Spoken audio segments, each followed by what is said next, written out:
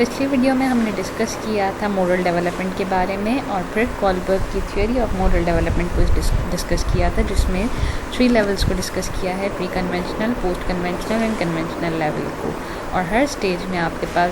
हर level में आपके पास दो स्टेजेस होती हैं कि जिसमें एक बंदे की मोरल डेवलपमेंट होती है। Pre conventional level is till age of 10, then फिर कन्वेंशनल लेवल 10 एंड ऑनवर्ड्स, और बहुत कम लोग पोस्ट कन्वेंशनल लेवल को अटेन करते हैं अकॉर्डिंग टू लॉरेंस कॉलबर्ग। अब यहाँ पे इस वीडियो में डिस्कस करेंगे हेंस डायलेमा को। हेंस डायलेमा वो एग्जांपल है या वो एक सिनेरियो है जिसको कंसिडर करते हुए कॉलबर्ग ने अपनी थ्योरी को डेवलप किया, और इस डायलेमा की ही बेस पे उन्होंने कुछ बच्चों का इंटरव्यू लिया था, जिसकी बेसिस पे उन्होंने अपनी थ्योरी प्रेजेंट की। और उसके बाद हम इस कॉलबर्ग की रिसर्च जो मेथड था उस पर थोड़ा डिस्कस करेंगे, एंड देन लेटर ऑन हम क्रिटिकल एनालिसिस करेंगे कॉलबर्ग की थ्योरी। हेंस डायलेमा के बारे में देखते हैं। तो हेंस एक बंदा था और उनकी वाइफ जो है वो बीमार थी। उनको डॉक्टर ने प्रिस्क्राइब की एक मेडिसिन, जो मेडिसिन सिर्फ एक फार्मेसी से मिलती थी। तो जब हेंस उस फार्मेसी से वो मेडिसिन लेने गए तो उन्होंने मौके का फ़ायदा उठाते हुए उसकी कीमत 10 गुना ज़्यादा बढ़ाते हुए हेंस को कही कि जैसे अगर वो 200 रुपये की मेडिसिन थी तो उन्होंने 2000 रुपये हेंस को कहा कि ये 2000 रुपये की मेडिसिन है। अब बेचारे हेंस के पास इतने पैसे तो थे नहीं, वो एक मिडिल क्लास बंदा था, उसके पास इतने पैसे थे नहीं। उसने दोस्तों से उधार ली, यहाँ वहाँ से पैसे हाथ किए, मिला जुला के जो हेंस पैसे हाथ कर सका वो सिर्फ 1000 रुपये थे। हेंस दोबारा फार्मेसी पे गया, उन्हें कहा कि आप मुझे अभी जो है मैं 50% पैसे दे देता हूँ, आप मुझे मेडिसिन दे दो, और फिर जो है मैं आपको बकिया 50% पैसे मतलब 1000 रुपये मैं आपको उधार पे आप मुझे दे दो, मैं आपको बाद में पे कर दूँगा, या फिर आप मुझे कीमत कम कर दो और मुझे मेडिसिन दे दें क्योंकि मेरी वाइफ बीमार है, तो ताकि उसके लिए यही दवा डॉक्टर ने रिकमेंड की है कि मैं ये दवा उन्हें दे सकूँ। तो अब यहाँ पे ये सिनेरियो बना के कॉलबर्ग ने जो है वो कुछ 72 बॉयज़ जो हैं शिकागो में 10 से 16 साल की उम्र के, उनसे क्वेश्चन्स पूछे, और फिर उनमें से 58 जो हैं बच्चे जो थे उनको 3 साल के इंटरवल्स पे 3 साल के इंटरवल्स पे 20 सालों तक जो है डिफरेंट किस्म के सिनेरियोज दे के और उनकी मोरल जजमेंट की गई कि उनका कैसे मोरल लेवल डेवलप हुआ। और फिर वो 20 सालों तक डिफरेंट इनके इंटरव्यूज़ 3 ईयर के इंटरवल्स में इंटरव्यूज़ लिए गए, उनको एनालाइज करके लॉरेंस कॉलबर्ग ने अपनी ये थ्योरी प्रेजेंट की। अब यहाँ पे कॉलबर्ग ने जो क्वेश्चंस 4 हेंस डायलेमा के 4 क्वेश्चंस पूछे थे तो उनके बारे में डिस्कस किया गया है। जब हेंस को दवा नहीं मिल रही थी 50% डिस्काउंट पे, तो हेंस ने क्या किया कि वो रात को जो है वो फार्मेसी में चोरी करने चला गया और दवा लेके आ गया। अब यहाँ पे पहला सवाल उन्होंने पूछा और वो दवा आके उसने अपनी बीवी को के लिए प्रेजेंट किया और उसको सर्व की। अब हेंस ने पहला सवाल पूछा, हेंस ने जब चोरी की तो कॉलबर्ग ने पहला सवाल पूछा लोगों से इंटरव्यू में इस सारी कहानी के बाद कि should Heinz have stolen the drug, क्या ये सही तरीका है कि हेंस को दवा चोरी करनी चाहिए थी या नहीं चाहिए थी, कि क्या ये मोरली राइट है या रॉन्ग है, कि आइदर किसी की लाइफ बचाने के लिए क्या हमें ड्रग को चोरी करना चाहिए या नहीं करना चाहिए। दूसरा सवाल उन्होंने पूछा कि अगर what it change anything if didn't love his wife, अगर hence didn't love his wife, कि क्या अगर हेंस को अपनी बीवी से मोहब्बत ना होती तो क्या ये सिचुएशन चेंज होती या हेंस उस सिचुएशन में भी सिमिलर ही बिहेव करता। तीसरा सवाल था कि क्या जो है अगर जो बंदा जो मौत के बिस्तर पे है वो उस हेंस की बीवी नहीं पर कोई और स्ट्रेंजर होता, तो क्या हेंस इसी तरीके से बिहेव करता कि वो रात अगर उसको कम पैसों पे या जितने पैसे उसके पास नहीं थे उसमें दवा नहीं मिल रही होती तो क्या वो फिर भी दवा को चोरी करने जाता। और चौथा सवाल कि should the police arrest the chemist for the murder if the women died, अगर जो है जो फार्मेसी वाले ने इतनी अद्वियात की कीमत बढ़ा दी ये सिचुएशन को देखते हुए, क्या पुलिस को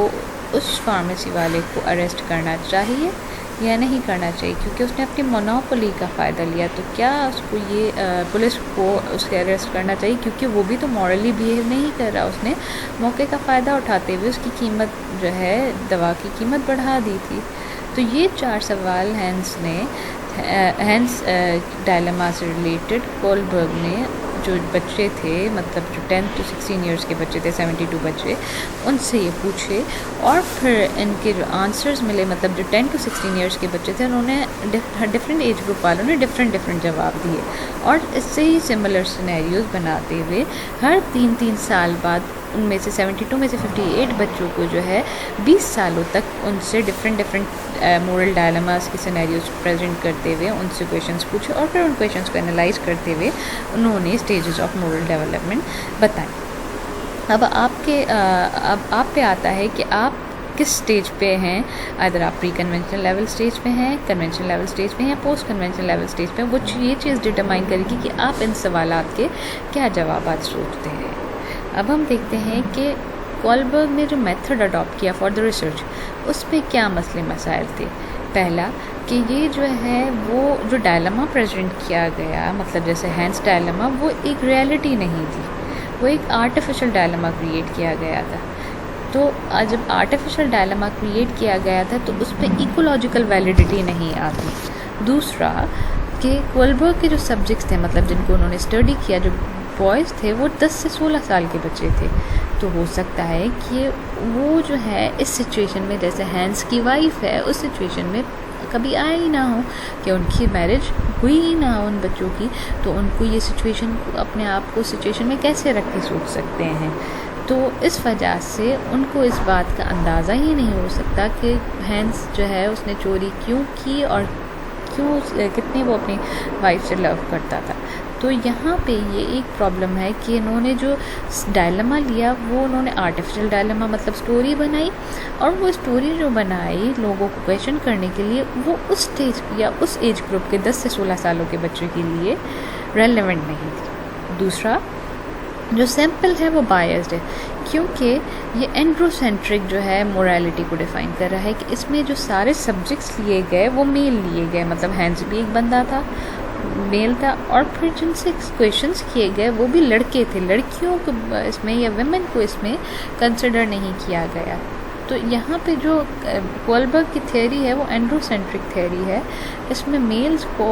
फोकस किया गया है, वेयरएज विमेन को जो है वो साइड लाइन किया गया है, जबकि मेल्स की मोरालिटी जो है वो abstract principle of laws and justice पे बेस करती है, जबकि विमेन की जो बेस प्रिंसिपल्स हैं वो कंपैशन एंड केयर पे होते हैं। इस बात को आंसर किया है, ये क्रिटिसिज्म इन पे किया है कैरल गिलिगन ने, जो कि लॉरेंस कोलबर्ग की स्टूडेंट है।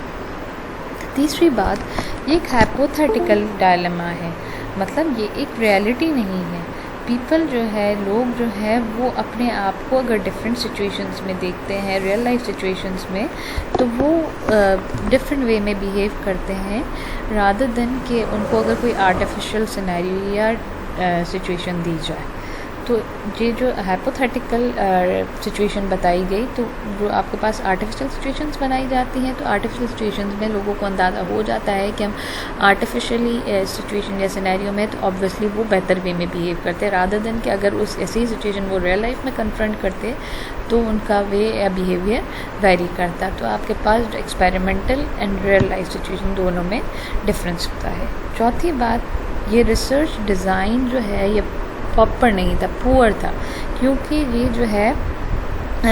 इसमें जो सारे बच्चे लिए गए फॉर द एक्सपेरिमेंट वो सेम सीक्वेंस ऑफ स्टेजेस में एक साथ जो है फॉलो कर रहे हैं या नहीं कर रहे, मतलब 10 से 16 साल के बच्चे तो हैं, पर उनमें सबकी स्टेजेस ऑफ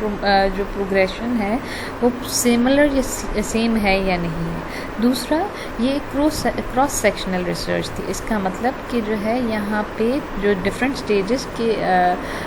बच्चों को इंटरव्यू किया गया, क्या उनका लेवल ऑफ मोरल डेवलपमेंट क्या है, वो डिफरेंट स्टेजेस पे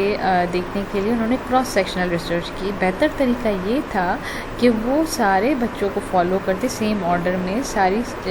स्टेजेस पे, और एक लॉन्गिट्यूडनल रिसर्च करते सारे सेम बच्चों पे, मतलब कि आपके पास थ्रू आउट ये सिर्फ 20 साल तक कन्फाइन थी, रादर देन 20 साल पे कन्फाइन करने से जिन बच्चों पे ये स्टार्ट की गई थी till the end of their life, ये रिसर्च उन्हीं बंदों पे की जाती, उन्हीं 52 या 78 बच्चों 58 या 72 बच्चों पे की जाती, ताकि फिर जो आपके पास मोरल डेवलपमेंट का स्टेज को डेवलप किया जाता। अब इस स्लाइड में हम डिस्कस करेंगे कि जो कोलबर्ग ने थ्योरी दे दी, अभी पहले हमने उसके मेथड, किस तरीके से उसने रिसर्च की, उस पर डिस्कशन की कि उसमें क्या क्या कमियां थी। अब हम देख रहे हैं कि कोलबर्ग ने जो थ्योरी दे दी है उस पर लोगों ने क्या क्रिटिसिज्म किया है। तो पहला क्रिटिसिज्म है कि जो आपकी मोरल रीजनिंग होती है doesn't equal your moral behaviour. मतलब आप जो सोचते हो, आप जो कहते हो, it's not the thing how you are behaving. मतलब आपकी सोच और आपके बिहेवियर में तजाद हो सकता है। इस तरीके से यहाँ पे जो है कोलबर्ग ने ओवर एम्फोसिस किया है जस्टिस पे, पर उसने इमोशंस को, मतलब कंपैशन, केयरिंग, इंटरपर्सनल फीलिंग को इग्नोर कर दिया है। बल्कि जबकि आपकी जो मोरल डेवलपमेंट है उसमें कंपैशन, केयर, इंटरपर्सनल फीलिंग का भी एक वाइटल रोल होता है। इसी तरीके से थर्ड पॉइंट है कि कल्चरल बायसेस हैं, क्योंकि ये थियोरी जो दी गई है वेस्ट को कंसिडर करते हुए दी गई है। वहाँ पे इंडिविजुअलिस्टिक कल्चर है, मतलब इनफरादियत को ज़्यादा जोर दिया गया है, इंडिविजुअल के बारे में ज़्यादा जोर दिया गया, पर्सनल राइट्स पे ज़्यादा फोकस किया गया। जबकि कलेक्टिव कल्चर जो कि सोसाइटी पे, कम्युनिटी पे फोकस करता है, जो कि ईस्टर्न कल्चर में पाया जाता है, उस चीज़ को इग्नोर किया गया है। तो आपके पास जो मोरल आउटलुक है in the west and east differ करते हैं। तो यहाँ पे जो थ्योरी प्रेजेंट की गई है वो यूनिवर्सल थ्योरी नहीं है, वो सिर्फ वेस्ट पे फोकस है, क्योंकि वहाँ पे इंडिविजुअलिस्टिक कल्चर है। ये थ्योरी जो है वो ईस्ट पे अप्लाई नहीं होती, क्योंकि जो है ईस्ट में कलेक्टिव कल्चर, मतलब एज अ सोसाइटी की इंपॉर्टेंस एंड सिग्निफिकेंस ज़्यादा होती है, उस पर फोकस। अगली बात एज बायस की है। जैसे पहले ही उसके रिसर्च मेथड में भी ये बात को फोकस किया गया है कि जो हैंस डायलेमा प्रेजेंट करके एक्सपेरिमेंट बताया गया है, तो हैंस जो है वो एक शादीशुदा बंदे की एग्जाम्पल का डायलेमा दिया गया है, जबकि जो एक्सपेरिमेंट किया गया है वो 10 से 16 साल के बच्चों पे किया गया। तो 10 से 16 साल के बच्चों पे एक्सपेरिमेंट करने का मतलब ये है कि 10 से 16 साल के बच्चों की शादी नहीं हुई होती, तो उससे वो अपने आप को उस डायलेमा में प्रॉपर वे में फिट नहीं कर पा रहे होते। तो इस वजह से यहाँ पे कहा गया है कि ये एज बायस्ड है। और फिर दूसरा एक क्रिटिसिज्म है कि जेंडर बायस्ड भी है। कैरल गिलिगन ने कहा कि ये जो सारे सब्जेक्ट सैंपल में लिए गए, ऊपर से जो डायलेमा दिया गया, दोनों चीज़ों में सिर्फ मेल्स को कंसिडर किया गया, एंड्रोसेंट्रिक थ्योरी दी गई है, वुमेन्स को जो है वो इग्नोर किया गया है। और फिर कोलबर्ग ये कहते हैं कि वुमेन्स जो है वो tend to remain at the third level of moral development, because क्योंकि they place a stronger emphasis on the things such as social relation and welfare of the others, कि वो दूसरों के बारे में, सोसाइटी के बारे में ज़्यादा सोच रही होती हैं, तो वो थर्ड लेवल पे ही आती हैं। जबकि गिलिगन ने कहा कि कोलबर्ग ने जो है जस्टिस पे ज़्यादा एम्फेसिस दिया है, और इसकी वजह से जो है वो मोरल रीजनिंग जो कि एथिकल प्रिंसिपल्स या एथिक्स या प्रिंसिपल्स की बेसिस पे होती हैं, केयरिंग वगैरह की बेसिस पे या दूसरे एरियाज़ पे या दूसरे फैक्टर्स पे, उनको ओवरलुक कर लिया है, सिर्फ जस्टिस को ही फोकस रखा है। तो ये था आपके पास criticism on the Kohlberg theory of moral development. तो हमने पहली वीडियो में डिस्कस किए स्टेजेस को, इस वीडियो में हमने डिस्कस किया पहले हैंस डायलेमा को, फिर कितने बंदों पे